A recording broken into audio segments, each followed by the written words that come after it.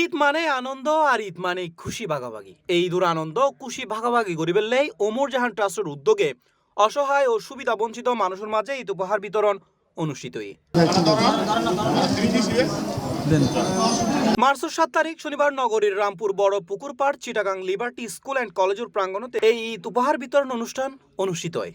অনুষ্ঠানত প্রধান অতিথি হিসেবে উপস্থিত আছিল ওমর জাহান ট্রাস্টের চেয়ারম্যান শহীদ মোহাম্মদ চৌধুরী।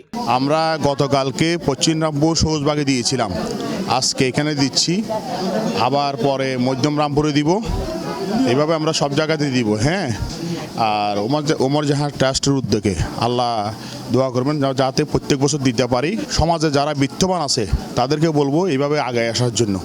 এ সময় আরো উপস্থিত আছিল মোহাম্মদ আলমগীর, সদস্য সচিব 25 নম্বর Rampur ward BNP, Mohammad Salimullah, liberty school Mohammad Selim, Mohammad Ilias Sardar, Mohammad Morshed company, Mohammad Anwar, Mohammad Selim company, Mohammad Akram, Mohammad Jafar, Mohammad Belal সহ এলাকার গণ্যমান্য ব্যক্তিবর্গ এ সময় উপস্থিত আছিল। এখানে ওমর জাহান ট্রাস্টের পরিচালিত এবং আমাদের প্রিয় শহীদ ভাই যে উদ্যোগ নিয়েছে যে এলাকার দুস্থ এবং যারা সুবিধা বঞ্চিত আছে তাদেরকে যেভাবে উনি সাহায্য সহযোগিতা এগিয়ে এসেছেন, আশা করি এই পবিত্র মাহে রমজানে তাদের ঈদটুকু অনেক সুন্দর এবং সার্থক হবে।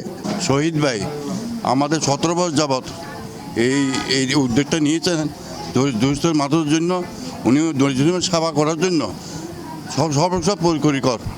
উনি যেন দীর্ঘ এই সমাজে এই কাজগুলো করে যেতে পারে, তার জন্য ওনাকে আমি ধন্যবাদ জানাচ্ছি। উপহার হিসাবে ওমর জাহান ট্রাস্ট থেকে আজকে 20 বছর ধরে এই কার্যক্রম পরিচালিত হচ্ছে শহীদ মোহাম্মদ চৌধুরীর উদ্যোগে।